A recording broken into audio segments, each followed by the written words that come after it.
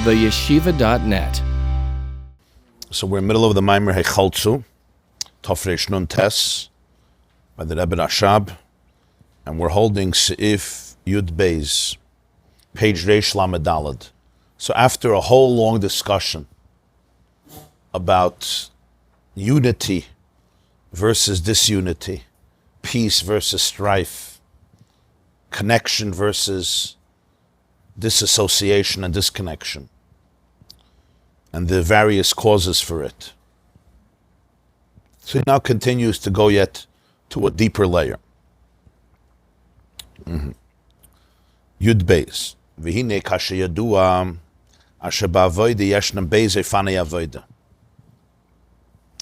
Generally, in serving Hashem, there's two different streams, two different models, or two different types, categories.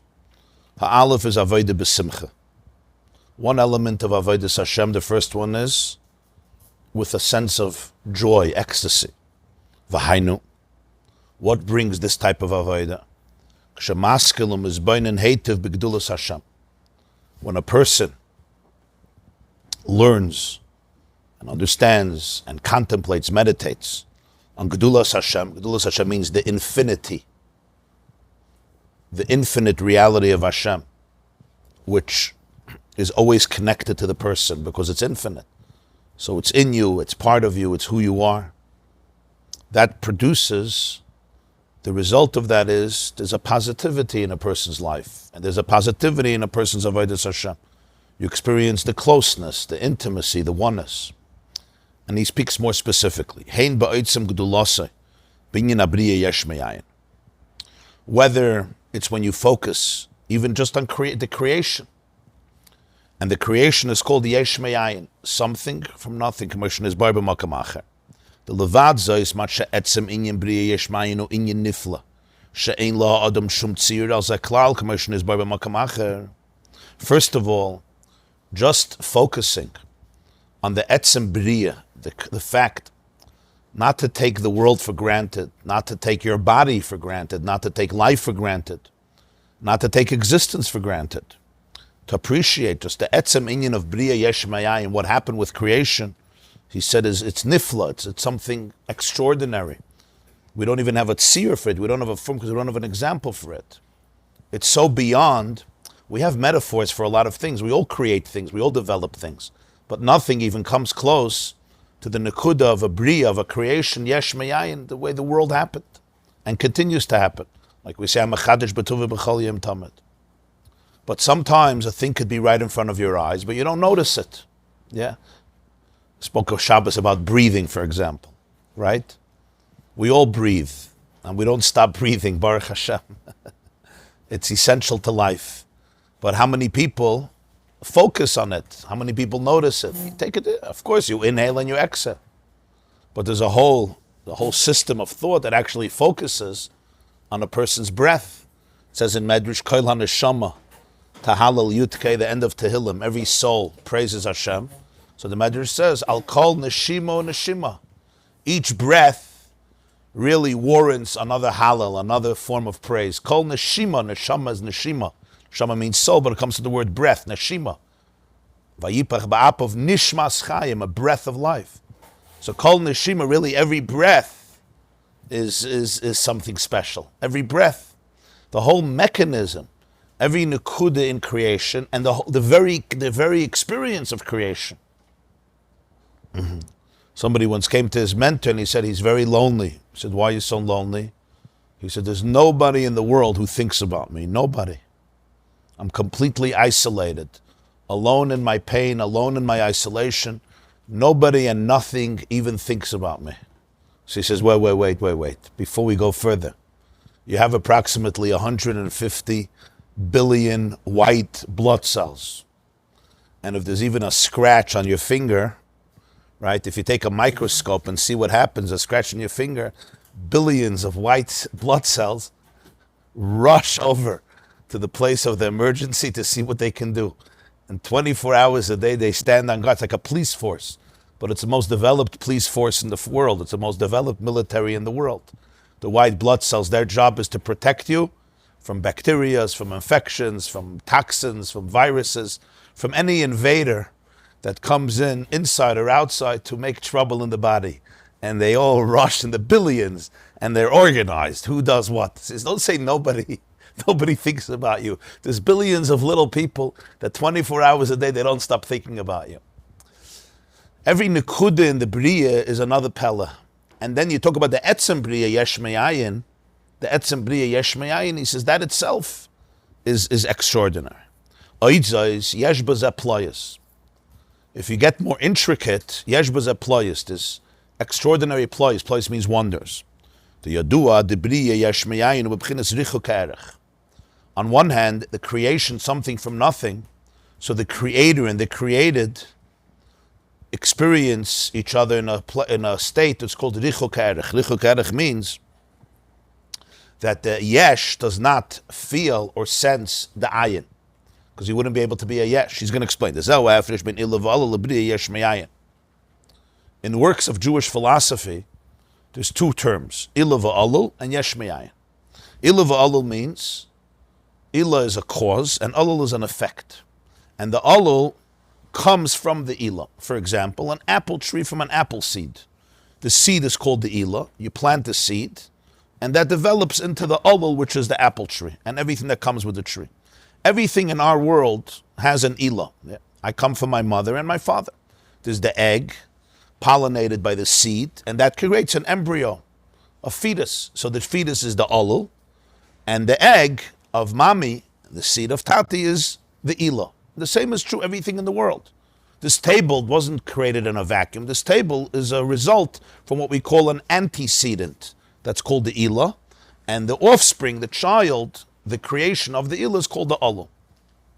Then there's something called Bria Yesh Me'ayin. Bria Yesh Me'ayin is very different. Bria Yesh Me'ayin means something from nothing. Why is it called from nothing? The creator is not nothing. The answer is because the Yesh doesn't experience itself as an evolution. Ilah v'alul essentially is evolutionary.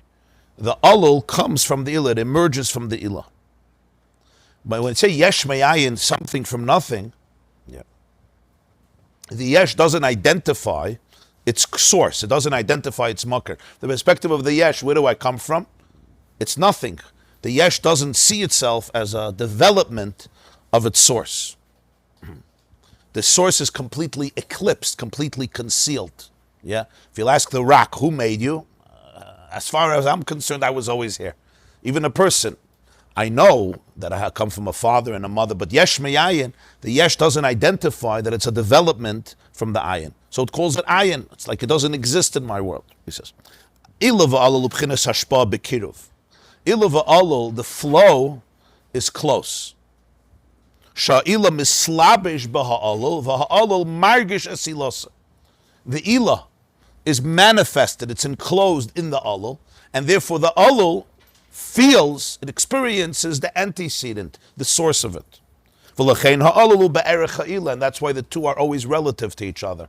They're never completely remote. From the seed of an apple tree, you're never going to have an orange tree. And from the egg of a human being, you're not going to have a horse. And from the egg of a horse, you're not going to have a hippopotamus or a rhinoceros. Why? Because the alul is a reflection of the ilah. It's a continuum of the ilah. The ilah comes into the alul, and the alul mirrors and reflects the alul, and therefore there's a closeness between them. It's a continuation. Hashem is the ultimate ilah, but it's called yesh me'ayin, something from nothing. That which is created does not mirror and reflect and say, I am divine. It's be'ein arech. Be'ein arech means completely in a way that you don't experience in the bria, the beire. So even though there's a hashpa, there's a flow, just like the ilah creates the alul, the ayin is the source for the yesh, but it's a b'chinas richu ka'erech. There's a sense of infinite remoteness. The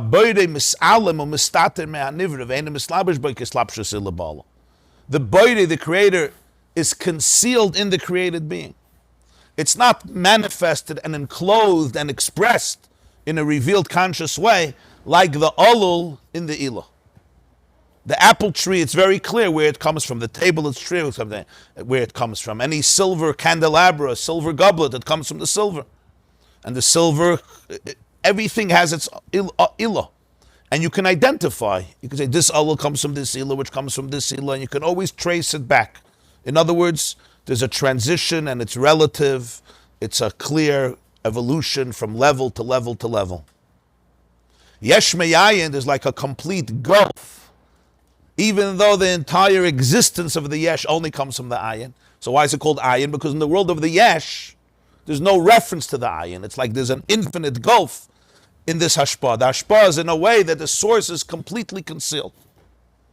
In our world, you could walk around and be an atheist and get a Nobel Prize. Right?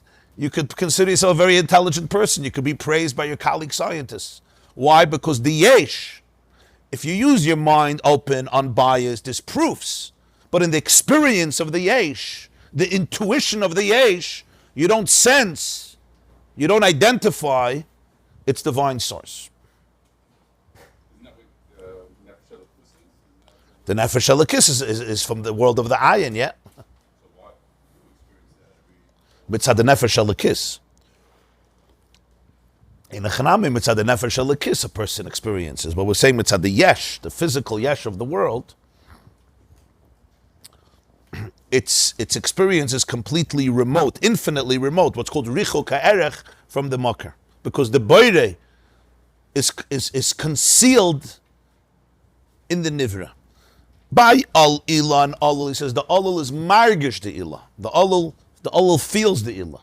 The yesh doesn't experience the ayin. It's counterintuitive. Intuitively, the yesh is kan nimtze kanayim. It's an expression that this world feels mitziusa me'atzmusa.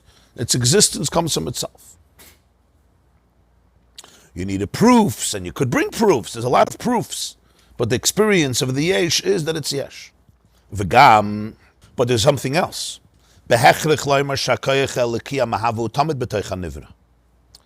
need to say that the divine energy that creates the world is always inside the created being.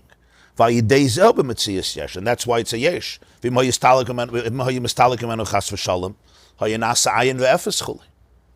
the divine energy would depart from it, wouldn't have a relationship with it, it would revert to naught and nothingness. Because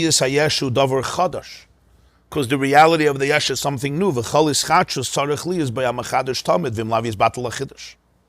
And anything that's really new, you have to constantly renew it, because if not, the new reality is going to revert back to its natural state. The natural state of nothingness is nothingness. In nothingness, you don't have the potentiality for somethingness. So if you're creating something completely new, so what happens? You have to keep on creating it, because if you don't keep on creating it, it's going to revert back to its natural reality. What's its natural reality? Ayin, nothingness. So therefore, the moment there is no hischachus, there's no newness, it goes back to ayin ve'efes. So it has to be recreated every single moment, because it's something from nothing. If it would really exist on its own, so you don't have to recreate it, you can reveal it. But since it's yesh me'ayin mamish, so therefore, if you cease creating it for one moment, it goes back to its default mode. Its default mode is ayin. He says, Ein edoimel le'ilavalo. You can't compare this to ilavalo. For example, if a carpenter takes a piece of wood and turns it into a table, he doesn't have to recreate the table. An artist takes colors, pigment, canvas, makes a painting. He doesn't have to recreate it. Even after he's gone, the painting hangs on the wall and people can enjoy it hundreds or even thousands of years later. Just as they can a piece of carpentry. The same is true with a goldsmith or a silversmith. Why? That's all ilah va'ala. Because he wasn't mechader something. He didn't create yesh me'ayin. The carpenter took wood. Wood has the potential to be shaped in many different shapes. And he brought out one shape. But that's not something that's yesh me'ayin, something from nothing. He brought out a pre-existing potential. So therefore, even after the one who created it who created this table is gone, it still exists, because it exists independent of the creator. That's Ilah va'olol.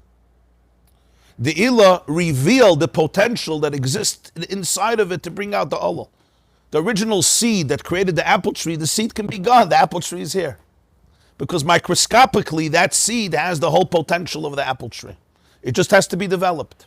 The same is true with every Ilah va'olol. Even after the Ilah is gone, and it's not recreating the olol still exists because it has an independent existence, even though it needed the source to bring it out, to bring out its potential. Yesh me'ayin is different. Yesh me'ayin, the ayin didn't bring out something pre-existing. It's a new creation. It's a davar chadash. It's a new creation. On its own, it's ayin, it's nothingness. So why is it here? It's here because the Bayrei brought it into being. The moment he doesn't bring it into being, it goes back to what it is. What is it? It's nothing. So therefore, it needs to be recreated every single moment, unlike Ilah va'olol. Yeah, a mashal for this, not a perfect mashal. I once gave it to you. But an imperfect metaphor is, when a person is daydreaming, you remember I gave you a metaphor, a person is daydreaming. You're sitting in a class, not this class, but you're sitting in a class, and you're a little bored. So what do? So the Rabbi Shalom gave us a beautiful mechanism, especially people who spent many years in yeshiva. They really fine-tuned their skills, or you spent many years in sermons, especially you had a front seat, so you really had to fine-tune your skills because you couldn't play with anything. It's called daydreaming. And daydreams are very interesting, right? You can really go on a beautiful journey in your daydream. And if the class goes for very long, your daydream skills become refined even more. And you go on journeys and you can do things, you can build companies and destroy companies, you can travel the world, you can meet people, you can go back in history, you can go to the future, back to the future. Wo du willst, you can shop, and the miles you don't have to pay for anything. You could go first class, you don't have to pay, everything is for free. And it's very real. In your mind, while you're daydreaming, it's as real as it gets. You see the people. You can even feel emotions associated with people, right? You can get angry in your daydream at people. You can get jealous. You can get upset, right? You have full conversation. You guys know, yeah? Nobody daydreams here? Huh? It's gesetzen bei der Bnochem. You didn't daydream, huh? In the mirror. Okay? Baruch Hashem. Not everybody had such a Rosh Hashiva. What? It's too early in the morning. So, right, and you could be with thousands of people, and you almost see them and everything. And then the class is over, and you wake up from the daydream, and all the characters are gone. The question is, what happened to them? Why are they gone? Where are they? You were in a stadium with 40,000 people. You saw them eating hot dogs with sauerkraut, kosher too. Galat kosher, what happened to them? You could have been in an auditorium with 5,000 people, right? You even hear their applause. What happened to them? They're all gone. Nobody's here. So it's a funny question, right? Because what does it mean they were here? They were here. What's the definition of a daydream? The definition of their existence was your thoughts of them. That was the definition. It's not like they exist independently of you and you were thinking about them. If I'm thinking about you, even if I stop thinking about you, you still exist. At least let's hope so. Why? Because nobody's going to say the definition of your existence is me thinking about you, unless I'm a real narcissist. The definition of your existence is your existence, not me thinking about you, which is very helpful in relationships, to know that the definition of your existence is not me thinking about you. The definition is your existence. I could think about you. So I have to actually tune into your existence. But in the daydream, it's the opposite. The definition of their existence is what? My brain waves. My neurons firing. That's their existence. They don't have another existence outside of my thoughts. So when I stop thinking about them, what happens to them? They cease to exist. Why? Where are they? And the answer is, they're exactly where they were. The definition of their existence. Let's put it this way. The material that they're made up of... What's the material they're made up of? My machshavas, my thoughts, my consciousness. There's no consciousness, there's no people. If somebody is standing in front of a mirror and there's a beautiful reflection in the mirror, such a handsome person, and then you walk away and you say, what happened? You were just in the mirror. What happened? The answer is you weren't in the mirror. You were reflected in the mirror. You go away, what do you want the mirror should reflect? It's not like the mirror had you inside of it. The mirror mirrored you. As long as you're standing in front of the mirror, it's mirroring you. The moment you go away from the mirror, nothing is left in the mirror, because there was nothing in the mirror but your reflection. There was nothing to the people in the daydream but you reflecting on them. In other words, there's something from nothing. There's something from nothing. Or nothing from something, yeah. My thoughts are amazing. My thoughts created them. Gewaldig. As long as you're daydreaming, they're here. And they're here in their full splendor and glory. And that's why it's not a good mashal. It's not really yesh me'ayin. Because all the people I think about, it's all images of realities that I already understood, that I know about. Your daydreams are attaching themselves to realities that you're familiar with. Emotions you're familiar with, people you're familiar with. It's not a, that's why I said it's a far from a perfect example. On another level, on the opposite, it's also not a yesh. You can't touch these people. When you talk about our world, but it's a shtickle metaphor to say, he says, if Hashem stops creating the world every moment, it goes back to nothingness. Why? And the answer is because the definition of their existence is what? The divine creation of it. The physicality is really an articulation of divine consciousness. Every nekuda in the world needs a chayis from Hashem every moment. No, the yesh me'ayin is from ayin. Right, so that all of that, the tree and therefore the table needs to be recreated, yesh me'ayin. Everything. That's why we say, HaMechadish b'tova b'chol yom tamid ma'aseh b'reishis.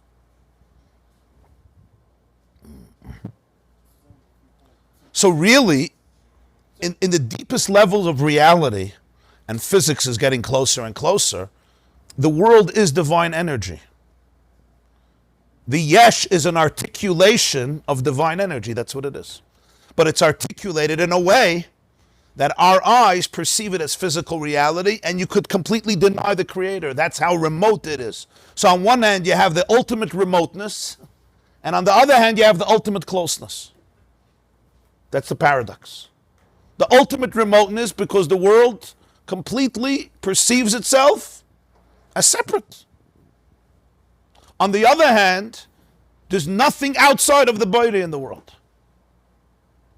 In fact, everything is yesh me'ayin. Right, but in Ilah v'alul, the Ilah brings out a pre-existing potential, so the alul doesn't need the Ilah anymore. The artist doesn't have to stand there and recreate the piece of art. Yeah, but the materials, the essence of what is made of is just... That the Hashem's part he creates every moment, but not the artist's part, not the carpenter. What the carpenter does is not yesh me'ayin. Carpenter takes pre-existing material and he develops it. Beautiful. So the musician, you don't need the musician to continuously create. He puts down the notes. He puts down the notes, right? And that's the music, so to speak. I mean, it's not the music, but it's the music on paper. And a person who can read the music can go back to that. But it comes from his personality, right? From his personality, from his mind, from his heart, from his experience of the world. He articulates it. That's the art of it. No, the creation every moment is that we say in davening. Everybody agreed to that. It says in Medrash Tehillim, it's brought in Tanya from the Baal Shem Tov, it says in Tehillim, La'olam Hashem dvarcha nitzav b'shamayim. In Kuf Yates, Hashem, your word always stands in heaven. So what does that mean? So the Medrash Tehillim says, Dvarcha, your words, Yehi Rakia, are always standing in the heavens, recreating them. It's not that creation happened 5,782 years ago, and God created a beautiful clock, and the clock goes. You know, he winded up the clock, and it's a gate. For 6,000 years, the clock works. For 6,000 years, the clock stops. Where's the clockmaker? Deism. Where's the clockmaker? He's on vacation. La'olam Hashem dvarcha nitzav b'shamayim is the pshat, that the dvarcha shamarti yehi rakia is la'olam, it's nitzav. It, so to speak, stands in shamayim, recreating it. In other words, the koyach hapoyel has to be in the nifel. The koyach haboire is in the bria because the bria is an articulation of the koyach haboire. It's not a separate reality. That's what yesh me'ayin means. We keep on comparing Yesh Me'ayin to Ilah V'Alul, so it's hard for us to relate to it. Yesh Me'ayin means something. The word ayin is serious, from nothing. So it's something from nothing. What do you want should exist? Nothing. It's something from nothing. So what exists? It's an articulation of the Creator. If the Creator is here, what do you want should exist? Something that doesn't exist? You have to think about it a little bit. Says you need his baininess. Ilah v'alul, the definition of the alul is not the ilah. The definition of the alul is not the bayre. The alul has its own source. You bring it out. The carpenter doesn't create the wood. You need the carpenter to shape it, to bring out its pre-existing potential. One continuum. The Yesh Me'ayin doesn't change after the carpenter made the table. Right. I'm talking relative to the carpenter's work, it's Ilah v'alul. That's what he asked, yeah. So I used the metaphor from the Daydream because here you have an example. If you don't have the creator of the Daydream, you're not going to have the characters there. Why not? Why did they all disappear? Where did they all go? It was so interesting, and we have interesting conversations. And the rabbi finished the sermon, and boom, puff, they're all gone. The answer is abracadabra, kadu. They were a creation of your thoughts. The thought is there, they're there. The thought is not there, they're not there. In other words, something from nothing. Literally something from nothing. I don't mean mamish nothing, your brain is not nothing. But I mean something from nothing, it's called a figment of imagination. So as long as you're imagining them, they exist. That's the material. They don't have separate material. What is the Bria? The Bria is ayin. It's something from nothing. So what is it? So why is there a Bria? The answer is the Koyach HaBoire. They don't have a reality outside of the Creator that creates their reality. So as long as Hashem is creating the reality, that's the reality. If He stops creating the reality, there's no reality. What has to happen that the world should cease to exist? Give one word answer. What has to happen that the world should cease to exist? Observer. The answer is nothing. Nothing. Nothing has to happen. Nothing. Huh? Yeah. Nothing has to happen. If something big has to happen for it to exist. So we have here the paradox. In Ilah v'alul, the alul knows it has a source. The piece of art almost asks for the signature. Right? Who made me? An emotion, he's going to give an example of emotions. Emotions are always alul. Emotions are not Yesh Me'ayin. We think they're Yesh Me'ayin. They're never Yesh Me'ayin. They come from a certain awareness, right? And if you look at the emotion, it'll take you back to the awareness. It's a beautiful dogma. So Ilah v'alul, the alul feels the Ilah, points back to the Ilah, but doesn't need the Ilah. Yesh Me'ayin, the Yesh never points to the Ayin. The Yesh says, I am completely on my own, and yet its whole identity is the Ayin. That's the paradox. It requires deep awareness. And that's why the relationship between the Bria and the Boiri is so intimate. It's not like, I want to build a relationship with God. You don't have to build a relationship with God. The very existence is divine. That's what we always say, you are divine. You don't have to create that. You don't have to do tshuva in order to become divine. That is existence. The question is how much I'm aware of it, how much I'm tuned into it. So he says, this is a fascinating paradox. Ilah v'alul, the alul feels the Ilah, but it doesn't need the Ilah. Yesh Me'ayin, there's no Yesh outside of the Ayin, and yet it completely denies it. Yesh is the finite articulation of the infinite. If the finite would experience the infinite, it wouldn't be finite, it wouldn't be Yesh. For Yesh to be Yesh, it doesn't point to the Ayin. It points to itself. Now the truth is the yesh has the ayin written all over it. But you have to dig. You have to be open. You have to excavate. You have to prove. You know, like the scientist in Israel who showed that the helix of the DNA, you ever read that? Professor Rubinstein. He noticed, right, that the helix the DNA gets interlocked. Number 10, number 5, number 6, number 5.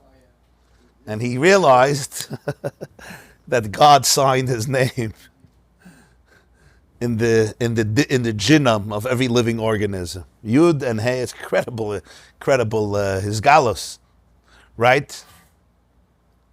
But another person reads it and says, okay, you know, an Israeli professor fantasizing religion, mixing religion into science.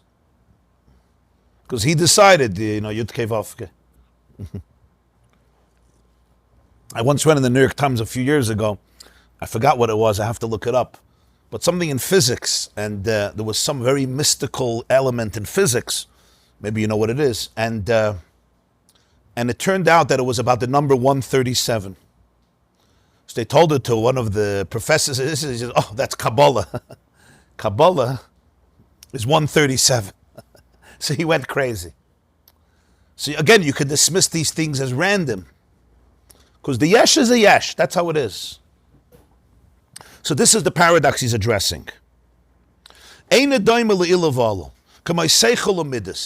Seichel is cognition, midas is emotions.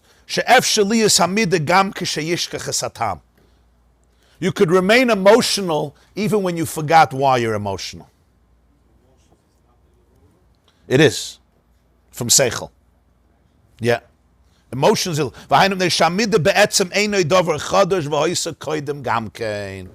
Because awareness doesn't create the midah. Awareness just directs it. The midah was there. That's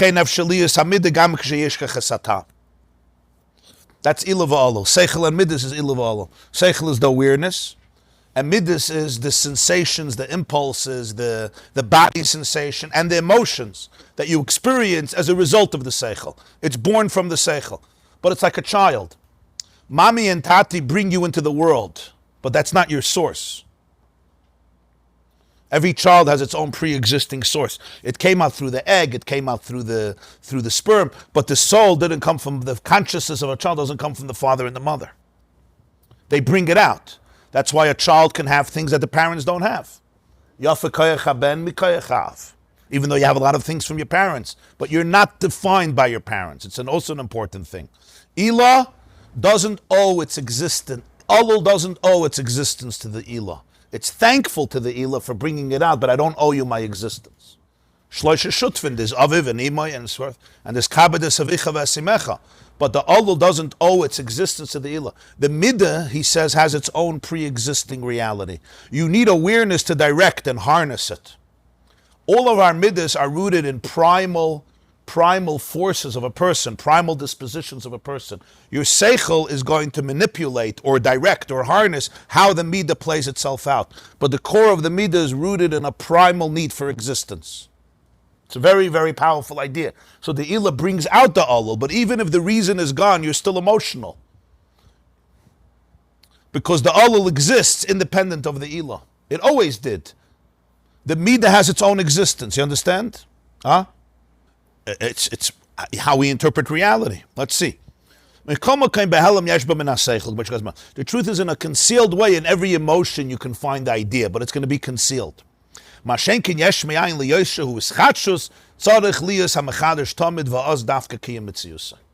moment the mechadesh is not here, there's no existence anymore. Why? Because the whole existence is the Bayrei. It's an articulation of the body. That's what yesh, me'ayin means.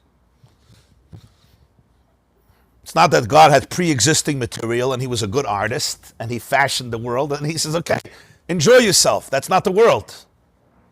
The world is infinite energy. The world is spiritual energy. It's not divorced. This was the oimek of Achdus Hashem that the Baal Shem Tov especially articulated, that it's not two separate things. It's all one reality. Einoid mulvada.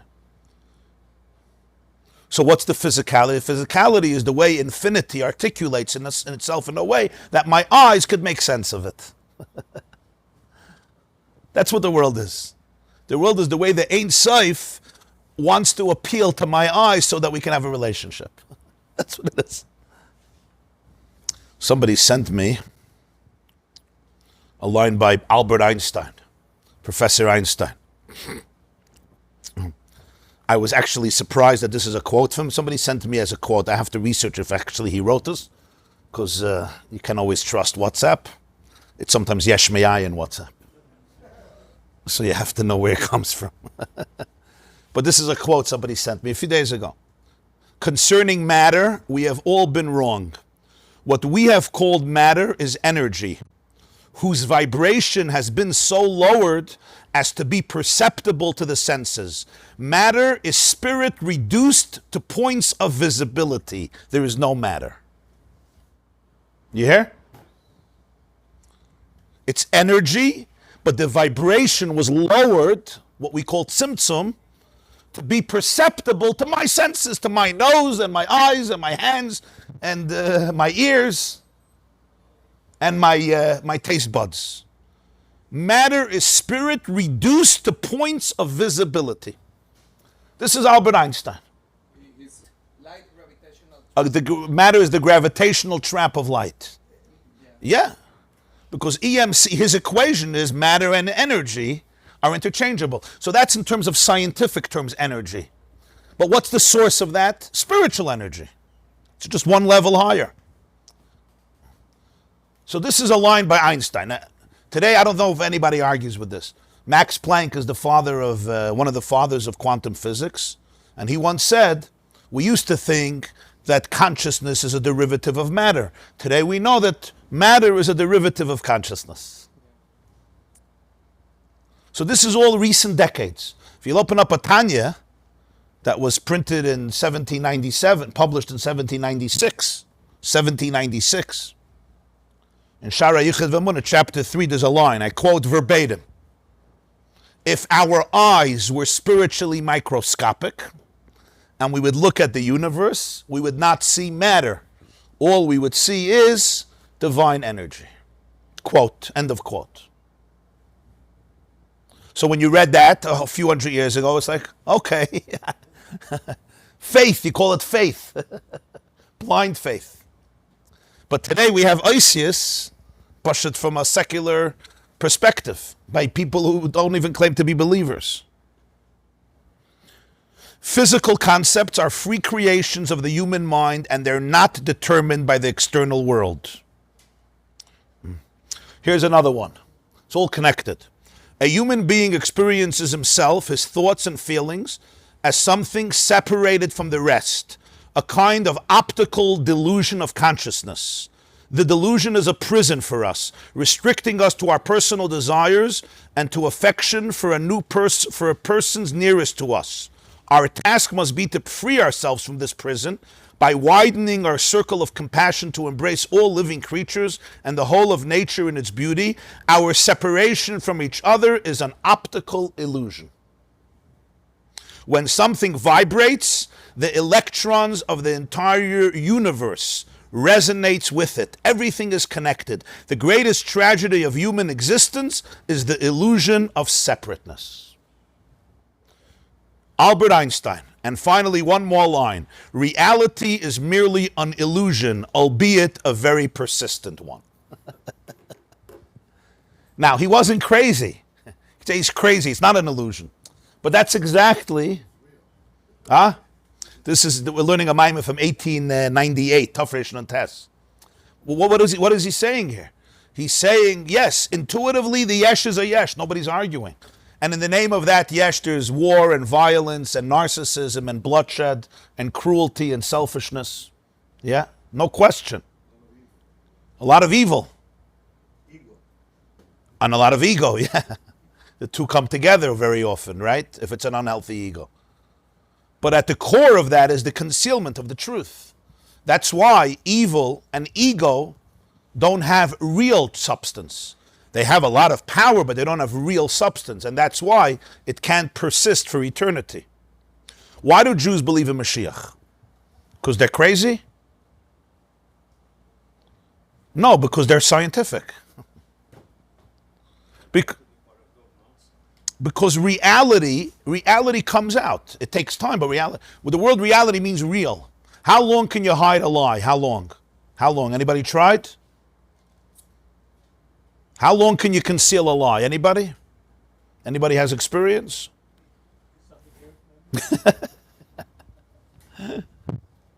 You could for a long time, but not for eternity. Everybody has their day, right? Every secret comes out. Every lie emerges because reality prevails. That is its nature. Meshiach really means reality prevailing. That's what it means. It means that the doors of perception are cleansed, that the yesh stops lying about itself, that the curtains get removed, and then you say, Einoid Mulvada. That's Gula. Make sense to Isaac or not? Doesn't make sense. It's fine. The Veisa Chamish Maida Fashailas. People think that the Jewish Emunah Mashiach is some mystical, superstitious thing. One day somebody's going to come on a donkey. He's going to say, Chavre, free sushi, free tuition, no shidduch crisis. All is good. Right? Mm-hmm. It's a primitive idea. The Gemara in Sanhedrin, Rabbi Yochanan Amar, Lo Ivra Alma Ela LeMashiach. The world was created for Mashiach. It says in Medrash, V'ha'aretz ha'yisasoyu v'voyu v'chershech al pnei sahaim v'ruach ha'lekim ra'chefes al pnei amayim. You know the Medrash, yeah? Ha'aretz ha'yisasoyu and voyu.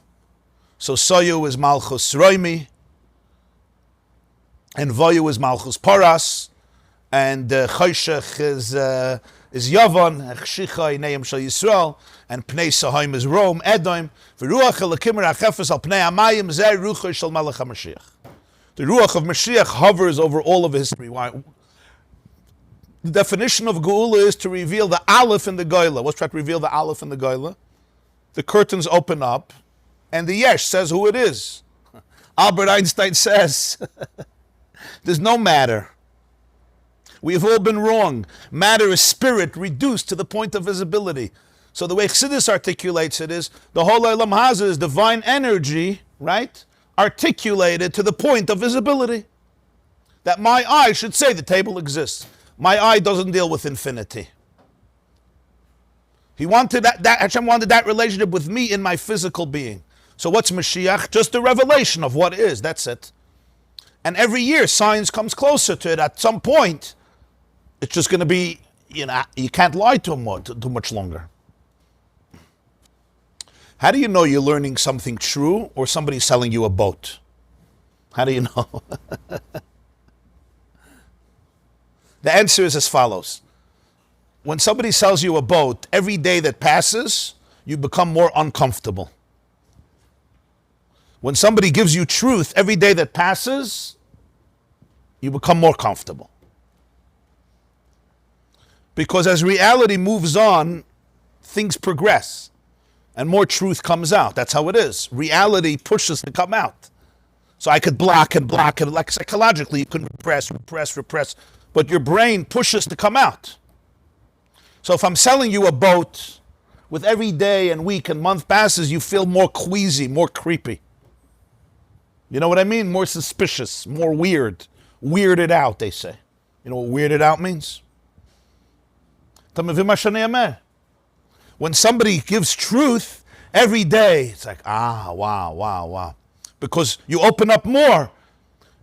Truth, the deeper you go, the more you'll see how true it is. The more you remove the cover-ups, the more you'll see it, not the less you'll see it. Lies verkehrt. The more you remove the cover-ups, the more you see it's a lie. The more you get weirded out by it. That's why when somebody communicates truth, they're never afraid. You could dig, go deeper. It's like a shidduch, right? Call another 100 people, I don't care. Famous mashal that Rashi gives with the miraglim, right? You want to try out the donkey, try out the donkey. If it's a good donkey, I'm not afraid. Dig. You can dig. What are you going to find? But if I have 1,000 million skeletons to hide, call him, don't call him, call him between 3 and 4. because then he's high. Don't call him between 5 and 6, then he's sober. You manipulate, right? It's like in a marriage. If something is going on in a marriage, you always have a new story for your wife, right? Yesterday I went here, then tomorrow I went there, then the bank schlepped me, and then Biden called me, and then Trump called me, and then Obama needed me. Every day there's another story. Lincoln once said, if you lie, you need a good memory. An ish MS, that's why if you're losing your memory, just start saying the truth. If you're a truthful person, you don't need a good memory, you don't have to remember. I'm not going to contradict myself, I'm going to say the truth. But you typhus what I'm saying. That's how you know the difference. MS, every day, it's mad and mad and mad. And you see it also in history. The Rambam in his time, his books were burnt. You know that. And even after his death, not by simple people, by big people. The Rambam Sfarim were burnt. Not all of them. The Moreh Nevuchim, Sefer Hamada, Rabbeinu Yoina, one of the reasons he wrote Sharei Tshuva was to do Tshuva for what he did to the Rambam Sfarim.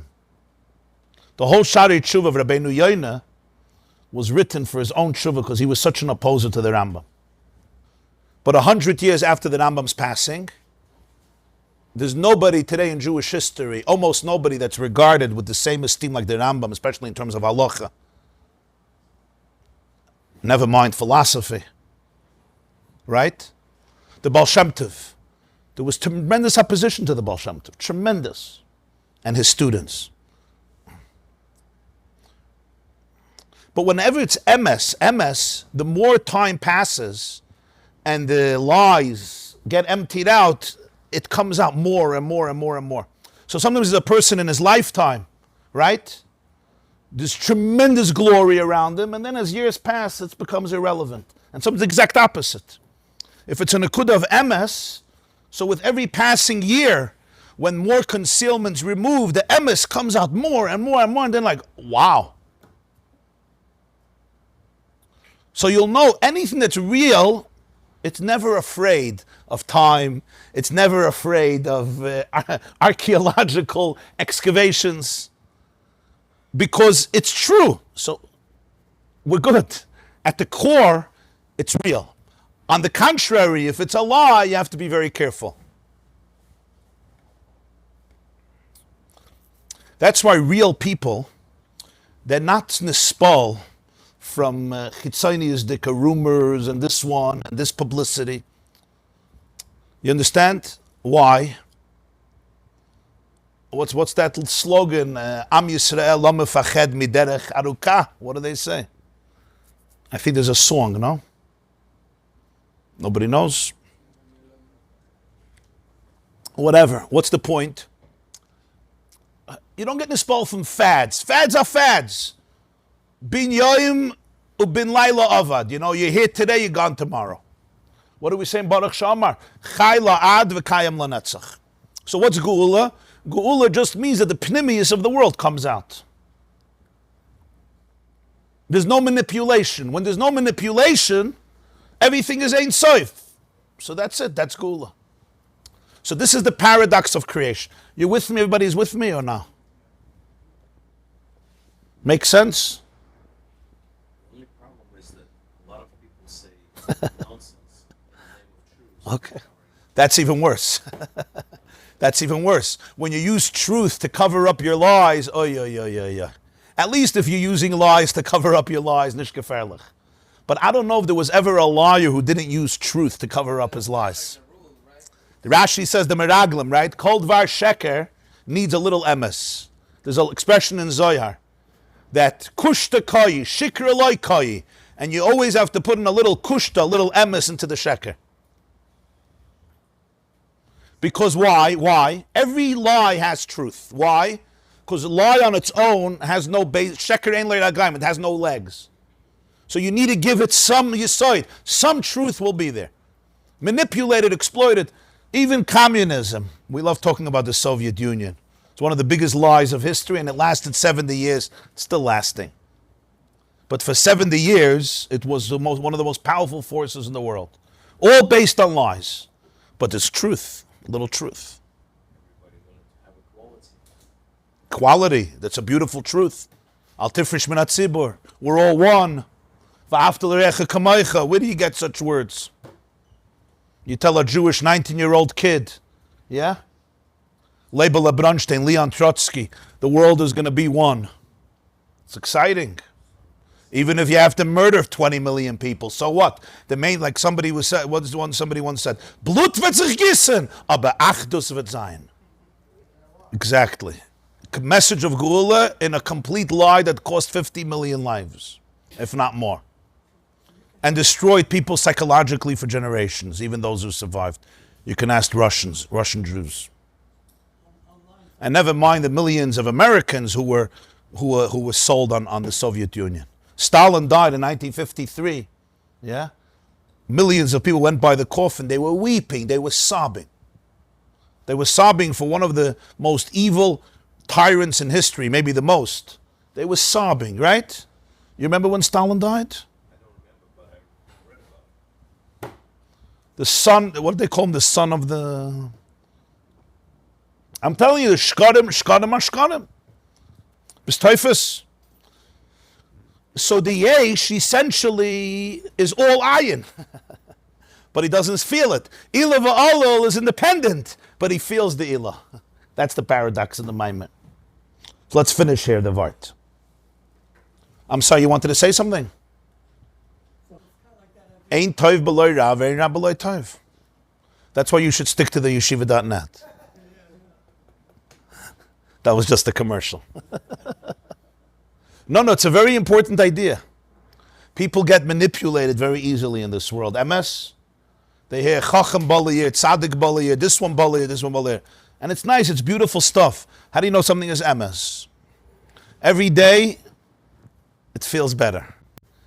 Feels better doesn't mean that it doesn't challenge you. It can challenge you, but you know it's MS.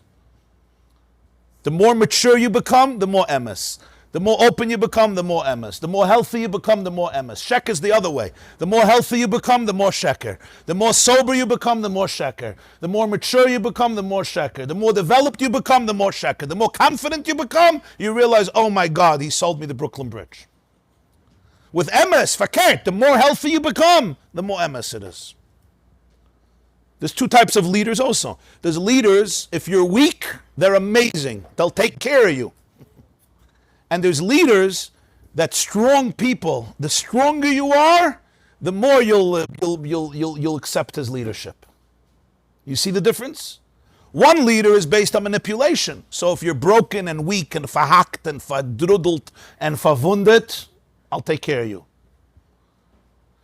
5 years later, you become a healthy person. You're like, this is a crazy cult. There's other leaders, they're real. They're not here to manipulate. So what happens? The stronger you become, the healthier you become, the more you have reverence. Because it's not based on manipulation. On the contrary, it's based on truth, on helping people bring out their deepest potentials. The difference is one wants to replace your identity, and one wants you to help you bring out your identity. Even if it's not your money, some people don't want money, they want your soul. It's much worse. If you want your money, you want my money, fine, you're a businessman. Everybody wants your money, no? Who doesn't want your money? Apple doesn't want your money? Google doesn't want your money? Facebook doesn't want your money? The grocery store doesn't want your money? IRS doesn't want your money? Everybody wants your money. As long as they say it. As long as somebody says, I'm from the IRS, yeah? Gesundheit. If he wants your soul, it's much more dangerous. What did the Melech Zdoim tell Avram Avinu? Ten li hanefesh, v'harechush kach loch. Take the money, I want the soul. Ten li hanefesh, give me your soul. Give me your soul. I don't care if you have the money, I want your soul. You know why? Because if I have your soul, I'll have your money too. If I got your soul, I'll have your money. I'm not worried. If I have your money, doesn't mean I have your soul. I told you once the word from the Chidush Shaharim, no? It says, Shma b'ni musar avicha, va'al titish Torah simecha. Listen to the musar of your father, and don't neglect the Torah of your mother. So he said, why by your father does it say listen and musar? And by your mother, it doesn't say listen to the musar of mother. It says, don't neglect the Torah of your mother. So he says, Torah Simecha is not the Torah your mother teaches you. It's the Torah you learned in your mother's womb. Shema b'ni musar avicha. Va'al titosh, you don't have to learn it. Va'al titosh, don't let go. You don't have to learn it, you know it. Al titosh Torah Simecha, the Torah of your mother. And that's not musar, it's Torah. Musar is what I tell you. Torah is what you know from inside. You know it from the womb. I don't have to tell it to you, huh? Say Musar avicha is your father gives you Musar. Torah Simecha is much deeper. Torah Simecha is the Torah that's in your DNA. When God created you with His DNA, with your DNA, His DNA, that's Torah Simecha. You know it in your DNA. So how do you know something is real Torah? Your DNA says, yeah, I know, I knew this. Whenever you hear real Torah, you never hear anything new. You hear something that you already learned in your mother's womb. If you're hearing something new, it's not Torah. It's selling a boat. I know that you could hear new information. You're learning Maseches Ksuvis. You may have not learned it before. I'm not talking about the data. I'm talking about the energy. If it's real Torah, your soul knew it already. If it's fake Torah, you never knew it. You understand? Real Torah resonates. It may challenge you to your core. It may trigger you. That's good. Triggers are not bad always. Triggers are sometimes good. It means there's resistance. Adarabah. But trigger doesn't mean it doesn't resonate. Trigger means it does resonate. That's why it's important for people to trust themselves. I'm now going to say real heresy. We sometimes live in a culture where people are taught the less you trust yourself, the better it is, right? Some of you grew up that way. Never trust yourself. You're evil. Your Yetzirah is evil. Your brain is evil. Sheba evil. And therefore never trust yourself. Trust me. They always say, trust me. Trust me who you should marry. Trust me how you should think. Trust me on everything. And good people sometimes can get very wounded. There's a lot of good names for it. The main thing is don't trust yourself because you're horrible. I'll protect you. It's not always, I should say this, it's not with bad intentions necessarily. Some people mean well. You're vulnerable and I'll protect you. But that's not the ultimate truth of Yiddishkeit. The ultimate truth of Yiddishkeit is you have to trust yourself. How do I know? God trusts you, for heaven's sake. I'm not going to trust you. Hashem created you. He gave you bchira. He trusts you. So I'm not going to trust you. You're going to become more frum than Hashem? Hashem decided you should have choices. I'm going to say, no, I take away people's choices. Where do I get such a chutzpah? We have to train people to trust themselves. What does it mean to trust yourself? Doesn't mean trust every meshagas. If I'm an addict, yeah, I have to learn how to be very suspicious. All of us have traumas. All of us have our Yetziharas. That's why you need real people to give you feedback. We all have blind spots. We all have confirmation bias. We're all negeb, like we learned before. Sinas chinam. But that doesn't mean not to trust yourself. It means to know how to distinguish between different parts of yourself. Of course you have to trust yourself, because if you don't trust yourself, can't serve Hashem. You're like a zombie. You serve Hashem and I trust you. You have to trust yourself. You have to trust your body. You have to trust your soul. You have to trust your mind. You have to have people who support you and give you feedback, because we all make mistakes. And we can all have serious blind spots. That's true. But anyone who teaches you not to trust yourself and to surrender, run the other direction. Yeah, Reb Nuchem. It resonates what I'm saying? Oh, they're going to do it anyway. They're going to do it anyway. So that's a good question. Not teaching children anything is also teaching them something. You have to realize. So that's what Torah Mitzvah says, teaching them what life is about. That's exactly what it is. And it's modeling values that I cherish very deeply and I believe in. But ultimately, children have to choose when they get older. Everyone has bchira. And that's the beauty of it. I may experience pain from my child's choice, but that pain is the price of people making choices. Hashem could have created all of us like robots, and we would have been perfect. You know, my computer never sins, you know that. Besides when it gets a virus, and it decides to die. A virus, very good, a virus. I can even program my computer when I walk in the morning to say, Rabbi YY, good morning, I love you.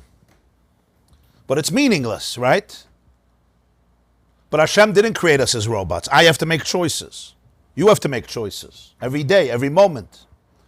That's a gift, that's not a curse. The Rambam says in Hilchos Tshuva Perek Hey that our closest, where do we reflect Hashem most? In the fact that we have choice. So choice is a divine gift. And that itself I want to tell my child. You're going to grow up, you're going to make choices. And that's the beauty of a human being. Because when you choose, you actually become the most divine. God is free and He wants us to be free. Now, of course, choice comes with consequences. And sometimes I could make a choice that I'm pained about, and sometimes you could make a choice that I'm pained about. But the way to help is not by eliminating from a person the ability to choose. It's from inspiring, from modeling, from being connected. So if there's a lifestyle, Torah and mitzvahs, the divine blueprint for life, is a life that's filled with goodness, with morality, with proper boundaries. I want to bequeath that to my child. In a way, though, that the child can be touched by it, can be affected by it, not in a way of coercion, in a way of modeling. And there comes a point when your child reaches a certain age that control anyway doesn't work. Right? People have to realize that. It's not easy for people to realize. You could force your 7-year-old to do something. But remember, if the whole reason he's doing it is because you're forcing him, there's going to be a day where you won't be able to force him. Maybe when he's 13. 13, you'll still force him. You're going to threaten him not to make a bar mitzvah. Fine. But 14, you still force him. But 15, there's going to be a point where he's going to say, Tati, genig, right? What do you do then? What do you do then? So fakert, if the relationship was based on coercion, at that moment it's going to be very bitter. Because when he detaches, he's going to go very far, like a rubber band. You pulled it too hard, when the rubber band fly, you ever did with a rubber band? You ever played? Huh? You ever tried to hurt your sister? When you pull that rubber band very hard, you know what happens? As long as you're holding on to it, beautiful. But at some point, the rubber band is going to pull away, and it's going to go very far. Be careful. Doesn't mean you shouldn't hold on to the rubber band. Of course you should hold on to the rubber band, but you want to hold on to the rubber band and embrace the rubber band and encourage the rubber band and inspire the rubber band.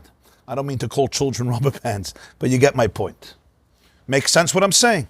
So I want to be, the mitzvah of chinuch is a moededike mitzvah. What's the mitzvah of chinuch? The mitzvah of chinuch is to inspire and infuse your children with avos shamayim, with yiras shamayim, with avos HaTorah, with avos Yisrael, with values that you believe and you see are blessed values to live by. But the focus of this education is that it should become yours. It should be something that you will own, that you will one day make your own. Because if not, what am I giving you? I'm just telling you that I want this. That's not going to be enough. I want you to want it. Shetehei shel heves oila me'eleha, Rashi says. Chanoich lenar al pidarkei gam kiyaskin. Everyone fetches the al pidarkei. But listen to the pshat of the pasuk. Make sure you educate him in a way that when he gets older, he's going to continue. How do you do that? If the whole model is, this is what I want and I don't care about you, fine, but I do care about me, so have a good day. Reb Shloim Kazviller, you heard of Reb Shloim Kazviller? Somebody once asked him, how you mechanech your children? So he said, learn from how God created the world. Watch a chicken with her eggs. That's what he said. You ever watched a chicken with eggs? A chicken lays an egg almost every day, right? If you look Masechta Beitza, if you spend time in a farm. From that egg, if the egg was fertilized by a male, a new chick is going to come out, right? It takes 21 days. She has to sit on the egg for 21 days, 3 weeks. Bein HaMetzarim. She sits on the egg for 3 weeks. And then the chick comes out. She has to warm the egg. If she doesn't sit on it, the chick won't be able to develop. It's going to freeze. Unless you have an incubator today, you can do it through incubators. But the way Hashem created, the chicken sits on the egg. If the chicken sits hard on the egg, what happens? Cracks. If the chicken remains removed from the egg, it doesn't warm. So what does the chicken do? The Rebbeinu Shalom gave the chicken feathers, like a mink coat. So the chicken doesn't sit on the egg, mit der ganzen Spashtus. The chicken hovers over the egg, and the feathers warm the egg. The exact amount of pressure that the egg should feel warmth, but not too much pressure that the egg should crack. So Shlomo Kazvila said, study chickens and eggs, and you'll know how to educate your children. Huh? Ist kein Mensch gehört? Shlomo Kazvila. You have to warm the egg. And you can't warm the egg if you squeeze it. Because then it cracks. There's nothing left to it. Some eggs crack. There's no chick. There's a dead chick. You have to warm it. So the chicken said, no, let me just let the egg do its own thing. If you let the egg do its own thing, a chick won't come out. We live in a difficult world. We live in a challenging world. That's why chinuch is so important. Most important thing, I want to help my child understand himself or herself. Understand how to deal with their emotions, how to deal with their conflicts, how to deal with their struggles. That should be a major part of education in schools and yeshivas in the early years. In fact, today, you don't need school so much for information. Information you have much more outside of school. Right? What you really need school is attachment and learning how to deal with yourself. Of course, information also. But you want to help children learn how to deal with themselves. How do we get into this? The chinuch. The chinuch. Let's just finish the paragraph. Mamash 2 minutes. V'nimtze yesh b'zeh beis inyanim hafchim.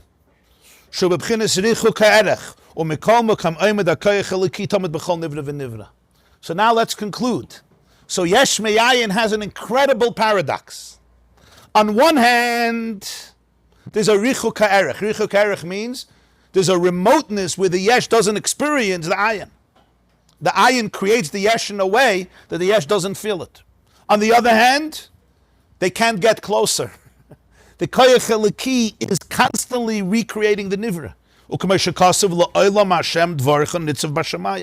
So as I said earlier, the Medrash teaches that your words, Yehirakia, stand in the heaven. Unekudas inyan yesh me'ayin mechayev shneya. The nekuda of yesh me'ayin is mechayev. It brings out both elements, the paradox. The paradox comes from one nekuda, that it's yesh me'ayin. Because it's yesh me'ayin, on one hand, for the yesh to exist, the ayin has to be concealed in the yesh. Because if the ayin would be manifested in the yesh, what would happen? There'd be no yesh, it would just be infinity. On the other hand, for yesh me'ayin to happen, the ayin has to be not just intimate with the yesh, but the ayin is the yesh. He says, Nekudas yesh me'ayin mechayev shneim. It's mechayev, it brings out the paradox. That's the nekud of yesh me'ayin. On one hand, you would think it's so remote, on the other hand, it can't get closer. Ilah v'olol is not like that. Ilah v'olol, the olol feels the ilah. You know why the olol feels the ilah? Because the olol won't get nullified by feeling the ilah. Because the ilah is relative to the olol. If the yesh feels the ayin, there's no yesh anymore. If the olol feels the ilah, there's an olol, because the olol pre-existed there before. The yesh could only exist because the ayin is concealed. The olol can exist with the revelation of the ilah. Why can the olol exist? It's like emotions and awareness. It's like the apple tree and the seed. It's not a steer to the seed. It's a development of the seed. On the other hand, because of that, the ilah doesn't have to be close to the olol. The ilah can even disappear and there's still an olol. Yesh me'ayin is a gewaldige paradox. You teufels what he's saying. This is dvarim amukim b'ma'od. Yesh me'ayin is a paradox. If the ayin was present, there's no yesh. The Metzias of the Yesh is that there's a Richuk, there's a Helam, not like the Ilah V'Olah. Because the whole Metzias of the Yesh is the Ayin. And if the Ayin gets revealed, so it's all Ein Sof, there's no Yesh. So the Yesh requires the Ayin to be good. On the other hand, if there's no Ayin, there's no Yesh even for a second. Every moment the Yesh is Kol Kula Yesh Me'ayin. Huh? How do you deal with the paradox? So the Rebbe Nishma Seidin is saying here that this is Bainanus. He says, he started off, Oides Yesh Bazaployas. This is what creates Avodas Hashem with Simcha. Why does it create Avodas Hashem with Simcha? Because it takes the darkest moment and turns it into a moment in which there's absolute intimacy. There's no such a thing as distance. There's no such a thing, you're distant, you're alone, you're neglected, you're abandoned, you're remote. It's not just God is holding your hand. It's much deeper than holding your hand. It's your very, very experience is divine. There's no detachment. It's not two separate realities. All the characters in my daydream, they're all me. Nobody is separate from me, ever. There's no separation. Those guys in my daydream are me. That's me. They're not separate. There's no separation whatsoever. What do you mean? I'm a yesh. That's exactly the Nakuda. And that's why there's no separation. Put it this way. The degree of concealment represents the degree of closeness. It's so far because it's so close. Because there's no yesh outside of ayin, so if the ayin would be revealed, there would be no yesh. Because there's no yesh outside of ayin. But because of that, the ayin is always making the yesh. Again, because there's no yesh outside of ayin, so if the ayin would be manifested, there could be no yesh. Because there's no yesh outside of ayin. End of kaza. The yesh is ayin, it's a lakus. So if the ayin would be revealed, as Ein Sof, there's no yesh. So the ayin has to be completely concealed. On the other hand, there's no yesh outside of ayin.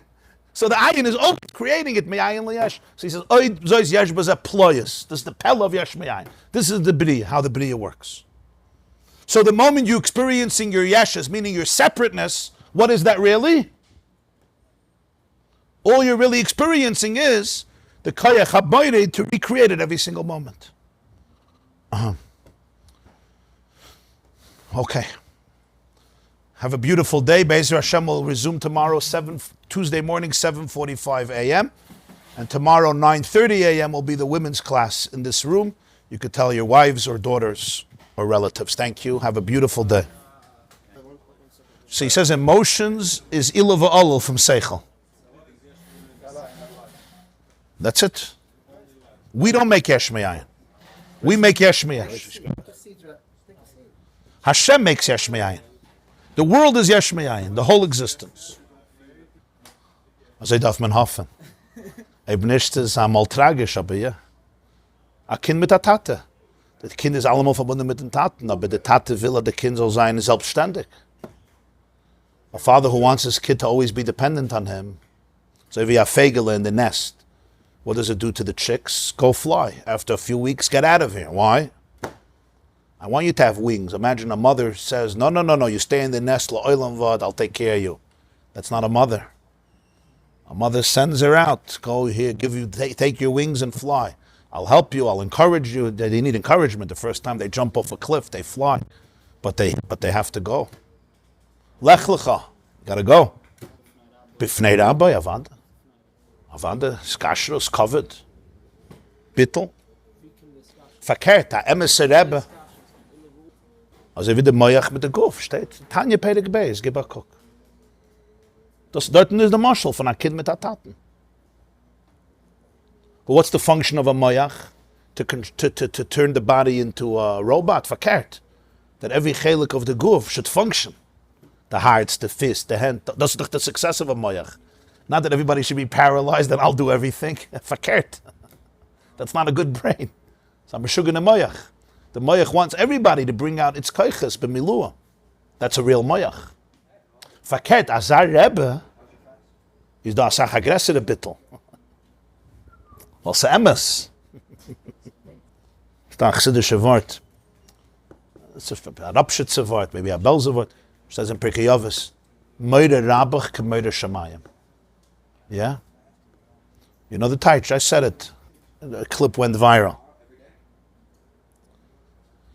The Moire that you have from your Rebbe is going to be to the same degree of his Moire Shamayim. Verstehst? It's not a mitzvah, it's a prediction. Moire Rabach, you know how much Yira you're going to have from your Rebbe? Moire Shamayim. Exactly to the degree, how much Yira Shamayim. In other words, it's like a mirror. His Yira Shamayim will be mirrored in your Yira of him. If he's full with Yira Shamayim, you'll be full of Yira. Because then it's not Yira from him, it's Yira Shamayim. It's a mirror of Yira Shamayim. If his Yira Shamayim is Abyssal Azoi, your Yira from him is going to be exactly the same. It's a very powerful word. Because it explains why Moire Rabach ke Moire Shamayim. Why Moire Rabach ke Moire Shamayim was he as the Eibishter? No, it's good, but whatever his Yira Shamayim is. If his Yira Shamayim is Yira Shamayim, there'll be Moire Rabach. If not, not. That's it. You don't have to worry. It'll come out. Verstehst? Steht in Teures Chaim, the Mittel Rebbe schreibt, Allah in Teures Chaim, Yira hapnimis shahaya etzel habal Shem Tov, yeah? Sagt er that shahaya me'ein Yiris Meshiach. He's mafed the Yiris Shemaim from the Baal Shem Tov. So the Yiris Shemaim is going to be by Meshiach in the time of the Gula. That was the Yiris Shemaim of the Baal Shem Tov. When somebody has that level of Yiris Shemayim, you feel it. So you have a Yira from him, because it's not Yira from him. So Hashem Elokecha tira l'Rabbis Talmidei Chachamim. Atche bar Rebbe Akiva, yeah? Chiddush Rebbe Akiva. B'stoifus. You can't make these things up. Or you have it or you don't have it. You can't force somebody to do it. Be afraid of me. Unless I'm a tyrant.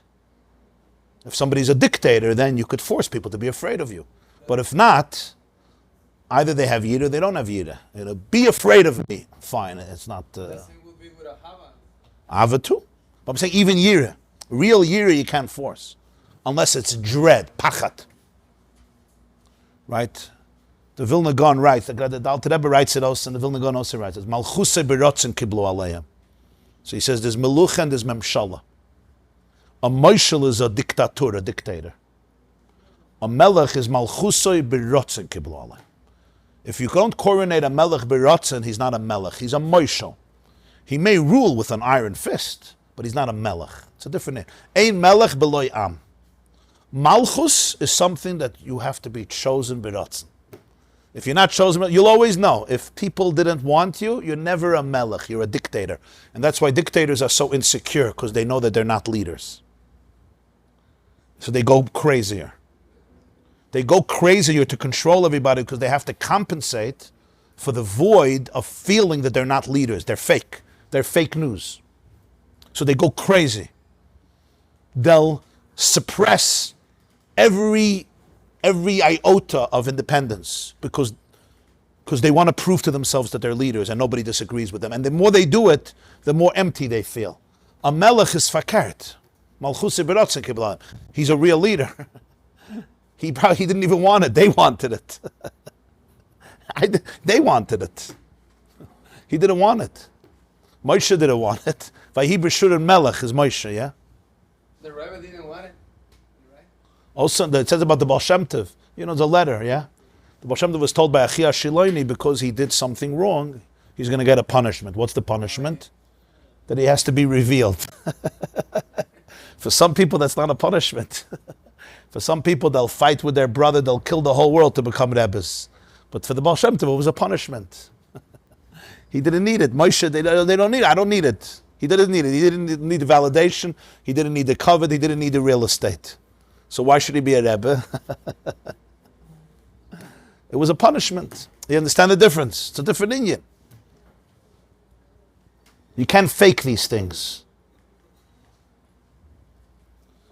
Somebody came to speak to me from a particular Hasidic community. So I asked him, there's over there's two Rebbes. I asked him where he goes. So he says he sends his kids to this particular one. I said, why him? He tells me because he's a gangster. And today you need to be a gangster. And I'm thinking to myself, so you're sending your kids to a Rebbe and you're calling him a gangster. It was very sad. Huh? What? I know, I felt bad. He didn't even realize. I'm saying it's pathetic, That's what he feels. I don't know the reality. I'm not judging. I'm just saying I realize that, it's a different level of a Rebbe and a different level of a Chassid. Okay. Tzlach Rabbi. This class is brought to you by theyeshiva.net. Please help us continue the classes. Make even a small contribution at www.theyeshiva.net/donate.